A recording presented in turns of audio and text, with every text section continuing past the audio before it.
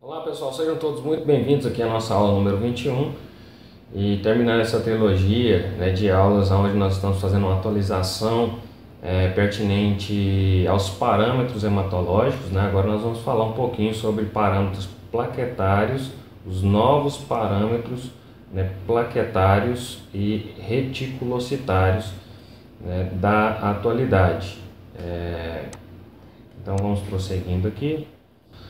Então, assim, você tem o conhecimento sobre os novos parâmetros relacionados à análise de plaquetas e você também tem conhecimento em relação às contagens de reticulócitos, os novos parâmetros que estão sendo utilizados? Sim ou não? Então, com relação a esses novos parâmetros, também da contagem de plaquetas e de reticulócitos, existem equipamentos mais atuais, novos, que estão liberando aí novos parâmetros hematológicos, E estes parâmetros estão sendo usados com relativo sucesso relacionado com algumas condições clínicas e esta problemática que nós destacamos aqui do uso dos parâmetros reticulocitários e plaquetários. O reticulócito é uma análise que historicamente os laboratórios não gostam de fazer de maneira manual. Então, assim, com o advento dos equipamentos, a laser, e por dispersão a laser, e principalmente com os corantes e fluorocromos que são utilizados nesses equipamentos, melhorou muito. Então, a diferenciação da dispersão a laser de um eritrócito com relação a um reticulócito permitiu então a contagem muito mais precisa, confiável e reprodutiva com relação à contagem de reticulócito manual, além de que nós podemos destacar que eles liberam nesses equipamentos os parâmetros novos correlacionados, por exemplo, à maturação do reticulócito. Então, esta dispersão a laser com essa característica dos corantes de fluorocromo se ligarem ao RNA, nos permite então hoje não somente diferenciar reticulócito de hemácias, como também permite quantificar esses reticulócitos e classificá-los de acordo com a sua granulação. Então aqui eu trago um exemplo de um exame nós poderíamos chamar de reticulocitograma automatizado. Então, ele possui vários novos parâmetros, além dos tradicionais de contagem, que nós podemos observar aqui neste slide. Então, os equipamentos continuam a fazer as contagens percentuais sem e com correção. Mas agora já começam a ser liberados parâmetros relacionados à maturação desses reticulócitos, e isto é importante nesta nova classificação que eu vou passar para vocês, que são os reticulócitos L, M e H, que se correlaciona então à quantidade de RNA de granulação que existe dentro desse reticulócito, e de uma forma geral, em um indivíduo normal, o predomínio de reticulócitos são de baixa granulação, que é este daqui, e de baixa fluorescência, Então, cerca de 90% das células reticulocitárias de um indivíduo normal são de baixa granulação. Então, os de média, como o próprio nome diz, possuem uma granulação, uma fluorescência intermediária, certo? E os de alta granulação, seriam esses a letra H,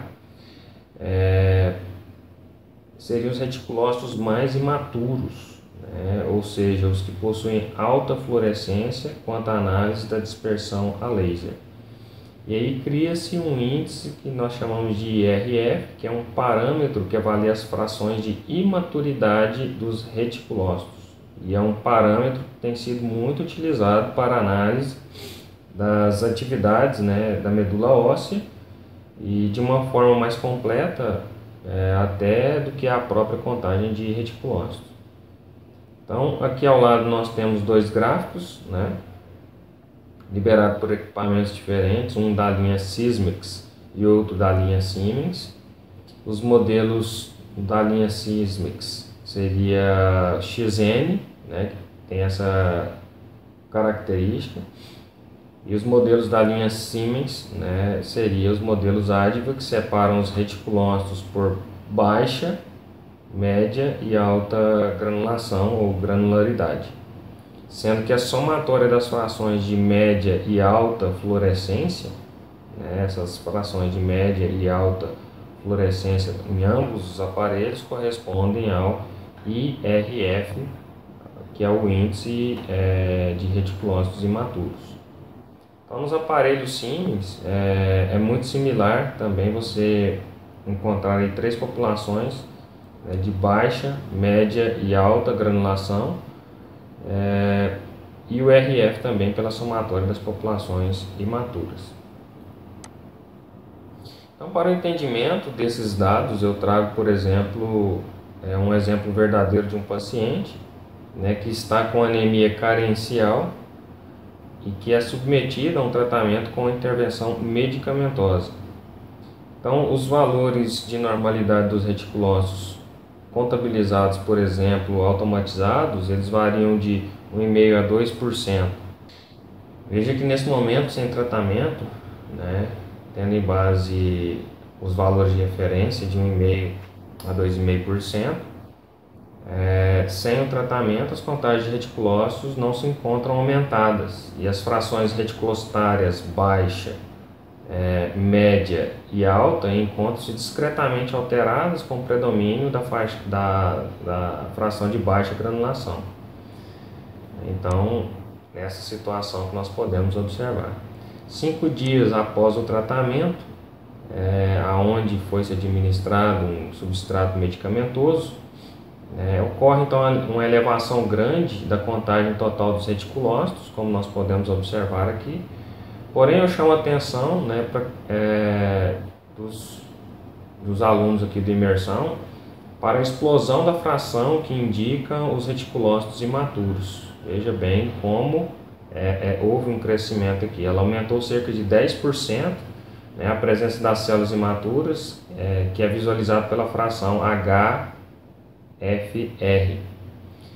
Então, em um contexto geral, o que nós percebemos é que as frações podem nos fornecer informações clínicas mais precoces, ainda mais do que a própria contagem de reticulócito, em que em alguns casos se torna muito importante na clínica do paciente, e que quando dominamos, né, esta atualização do conhecimento, sairemos na frente elaborando laudos incríveis, diferenciados, e com certeza, né, atrairão a atenção clínica ao nosso favor, revertendo em maiores indicações para o nosso laboratório, e assim nos arremeterá a uma elevação conceitual de nossas carreiras profissionais. Então, chamo a atenção novamente aqui para o 6º dia após o tratamento, né, da contagem de reticulócitos, chega realmente a valores bem extremos, né, em comparando com os demais.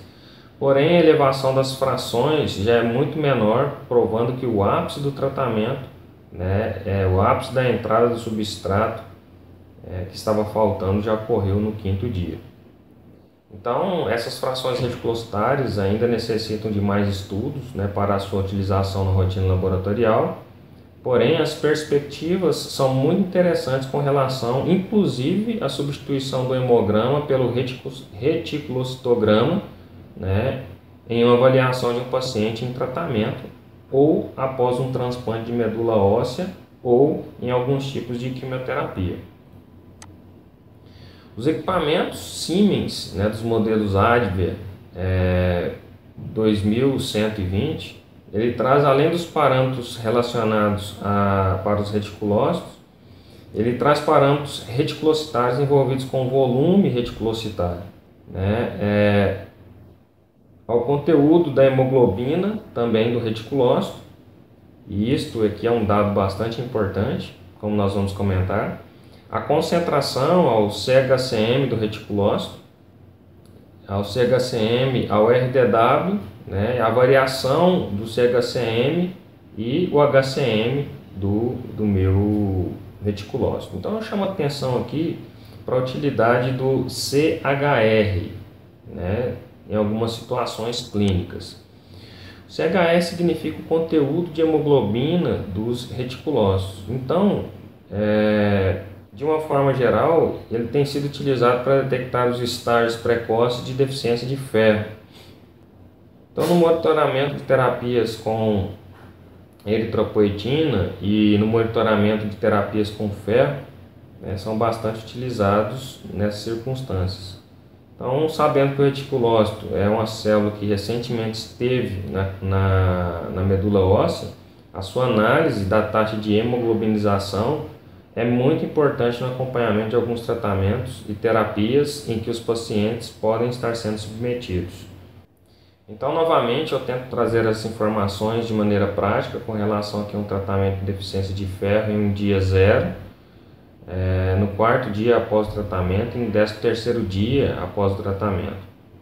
Então, no dia 0, o paciente apresentava uma microcitose, um HCM bem diminuído e um CHR geralmente varia na normalidade de 23 a 34 picogramas, estava bem baixo.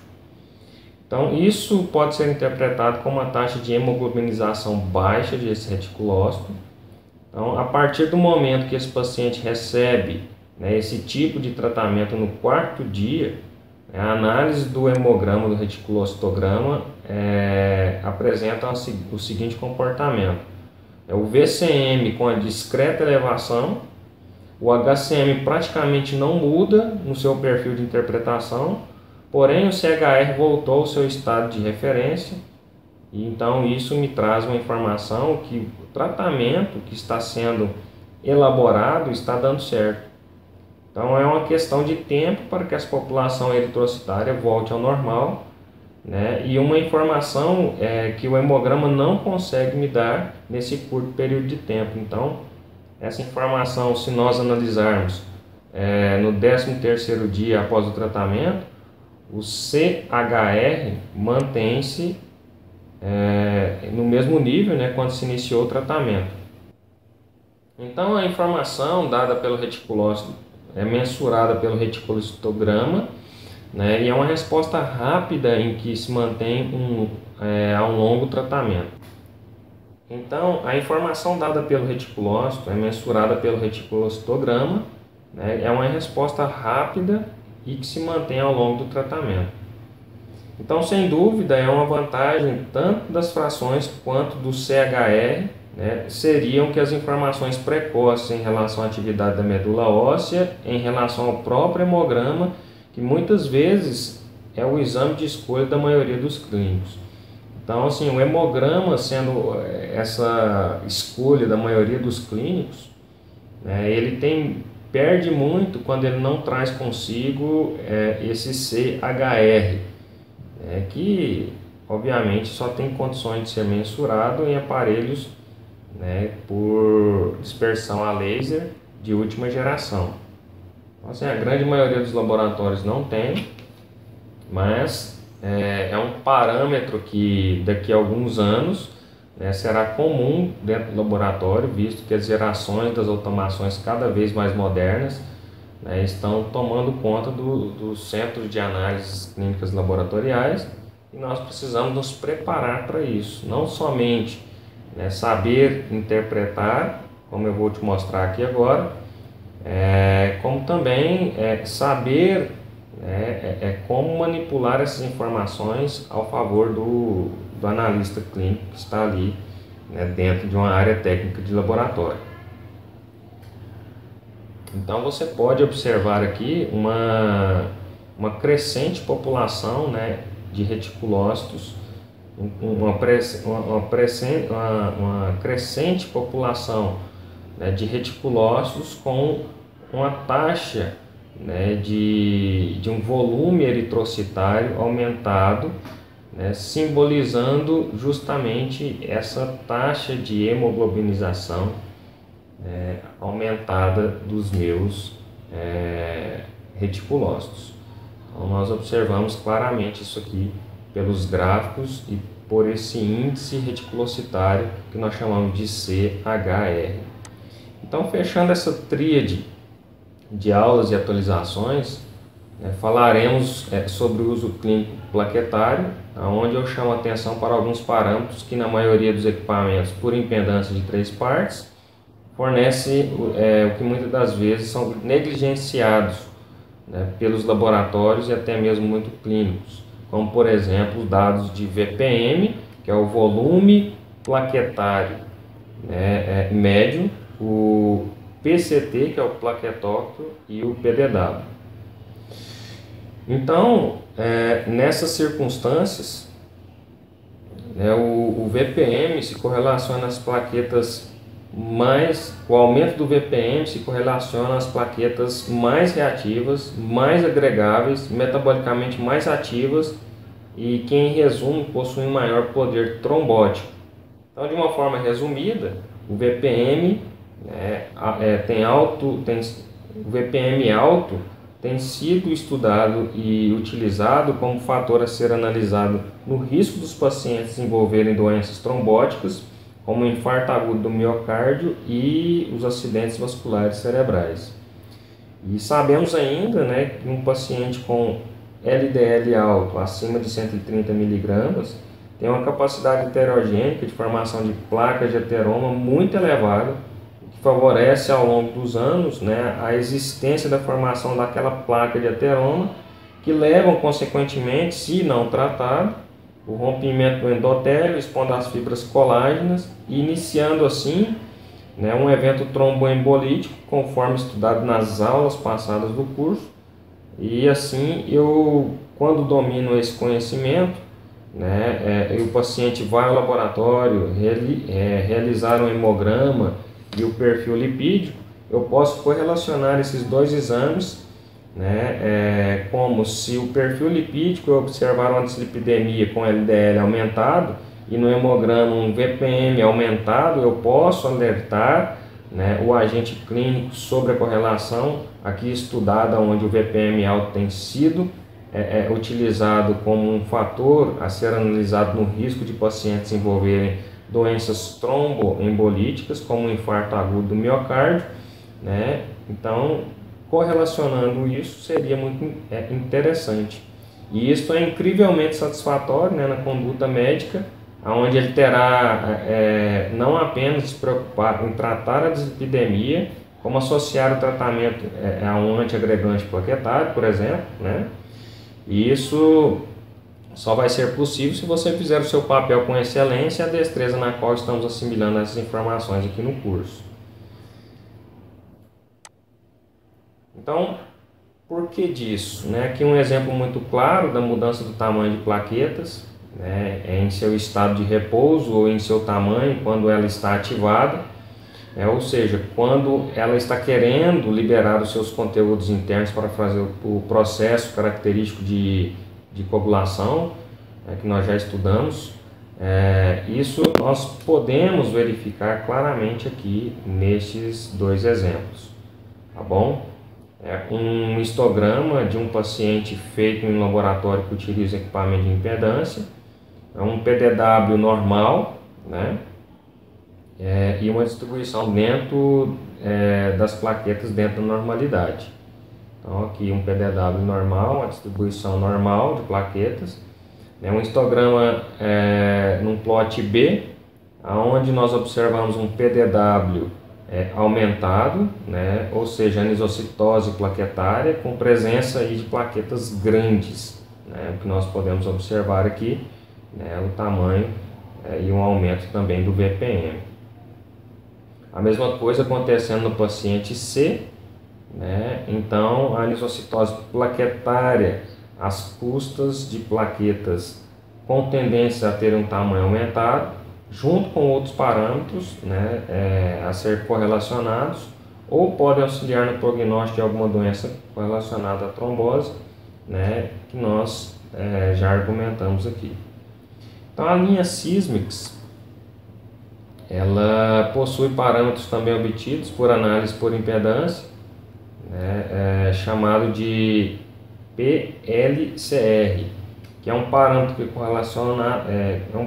correlacionado, que significa que tem como objetivo a detecção de macroplaquetas, né, de plaquetas gigantes e de agregados plaquetários.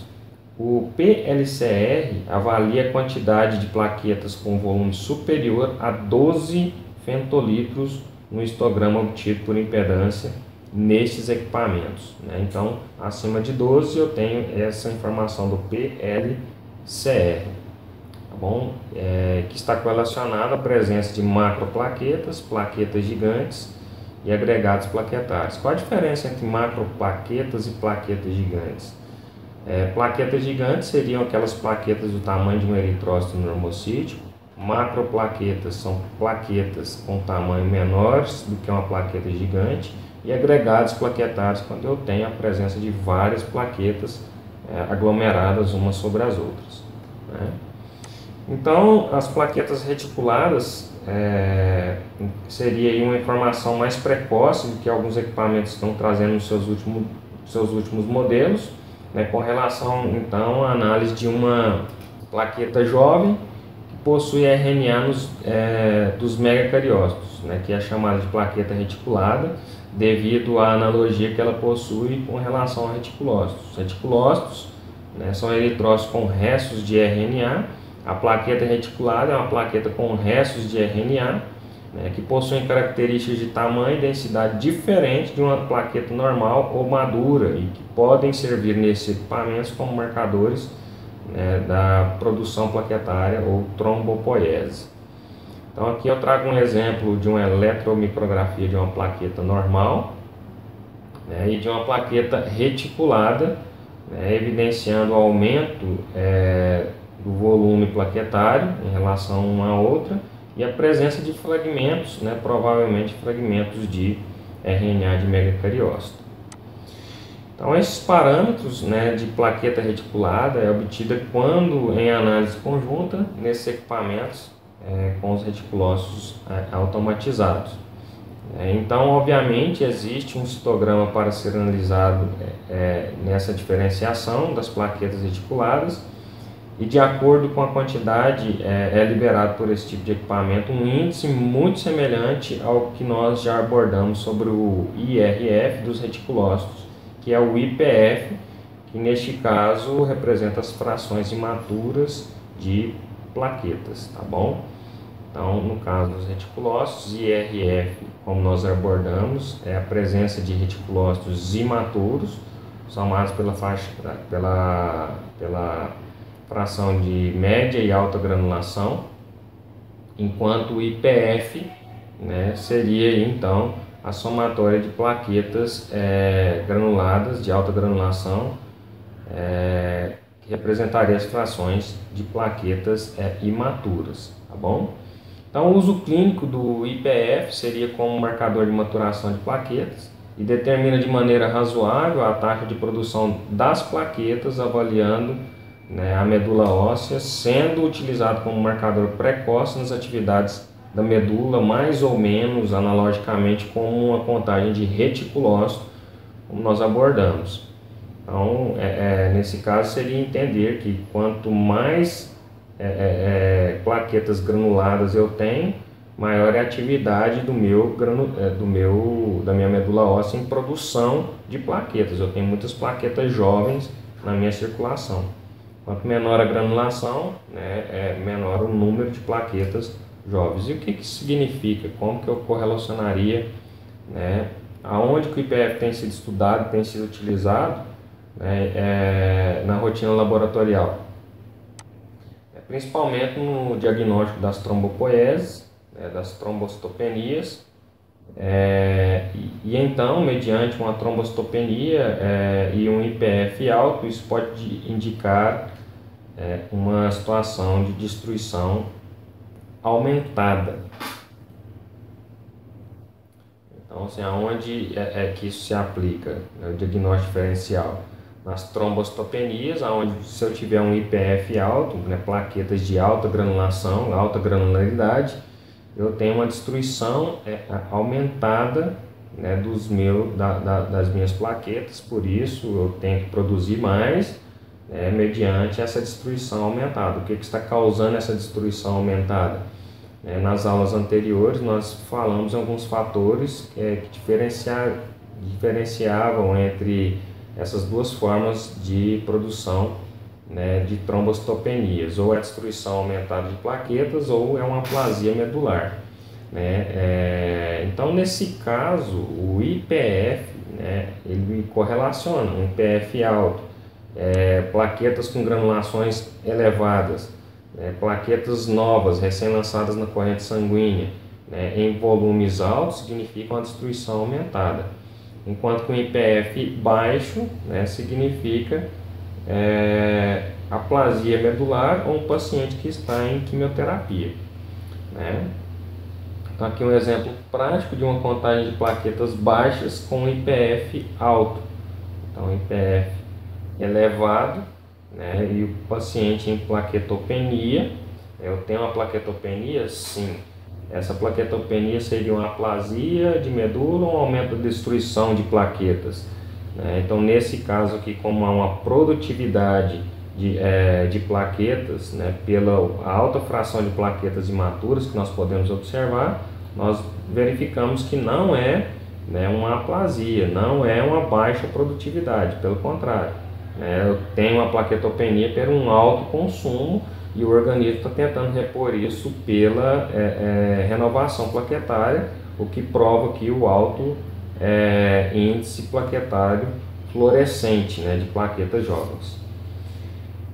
Então, dessa forma, eu chego à última problemática, colocada nessa trilogia de aulas, que seria um conhecimento da listagem dos novos parâmetros relacionados com a contagem de plaquetas ou plaquetas reticuladas, VPM, o PDW e o PCT, e aos parâmetros correlacionados aos reticulócitos, que podem ser resumidos através do reticulocitograma.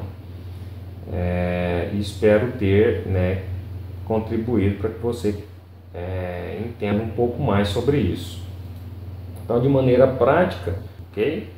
Então, aqui nós temos um exemplo prático de um paciente com anemia, a ser macrocítica por um VCM alto, e heterogênea por um RDW aumentado. Então, nós percebemos a presença de anisocitose. E se nós formos analisarmos a curva RBC, principalmente essa daqui,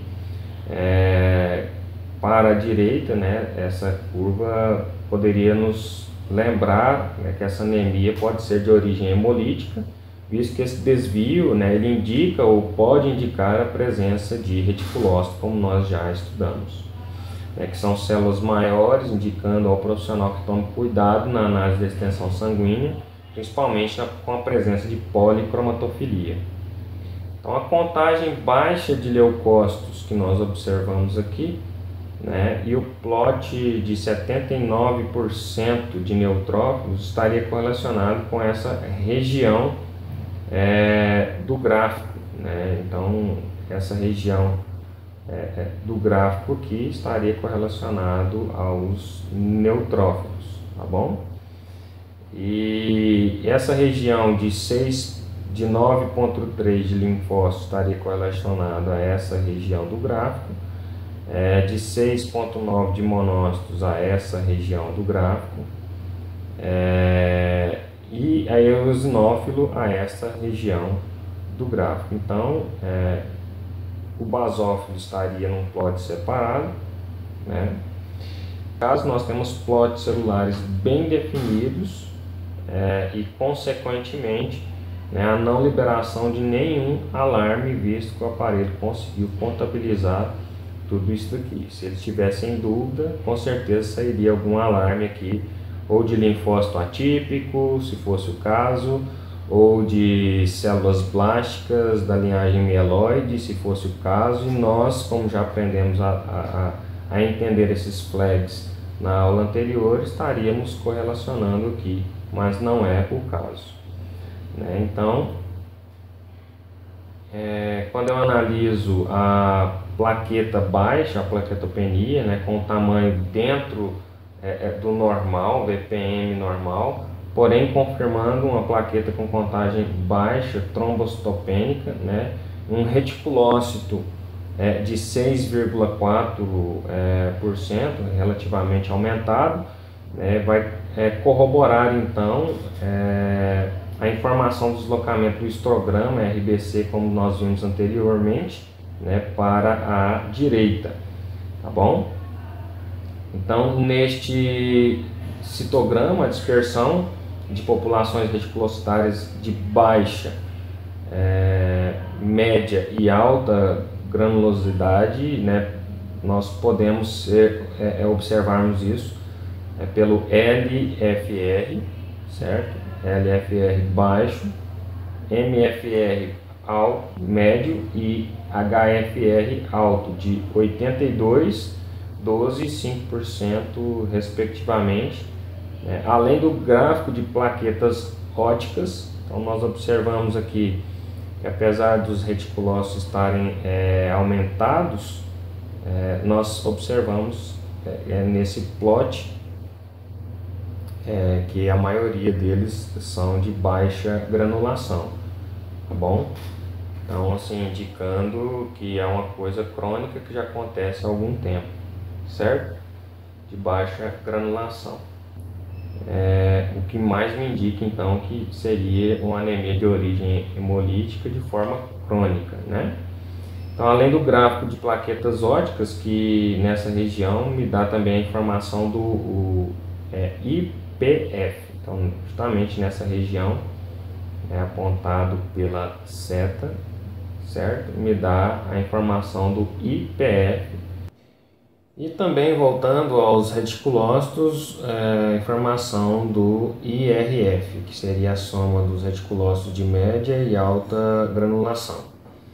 Então, o IRF é a soma desses dois índices reticulocitários. Então, se os senhores notaram, dessa forma eu teria ainda, para a minha lâmina, eu seria obrigado a tentar-me em frente ao microscópio, que antes mesmo de olhar o meu esfregaço sanguíneo, eu já posso prever algumas situações utilizando esses parâmetros e avaliando o quadro hematológico que este paciente possa vir a ter. Isso com certeza me traz mais segurança diagnóstica e também me traz uma qualidade de diagnóstico melhorada. Então, finalizando, o profissional no setor de hematologia, ele não deve nunca se aprimorar especificamente só na análise morfológica ou no estudo das nuances, ou ainda ser um expert na área morfológica, ou ainda ter bem definido as boas práticas de análise de lâminas, porque muitas vezes nós nos esquecemos que a análise da extensão sanguínea ela deve ser padronizada e deve ter boas práticas dentro do laboratório, principalmente em equipes profissionais que leem lâmina no setor de hematologia. Então deve se priorizar como que deve ser feita a leitura da cauda para o corpo, de forma de zigue-zague, fazendo o intermicroscopista entre os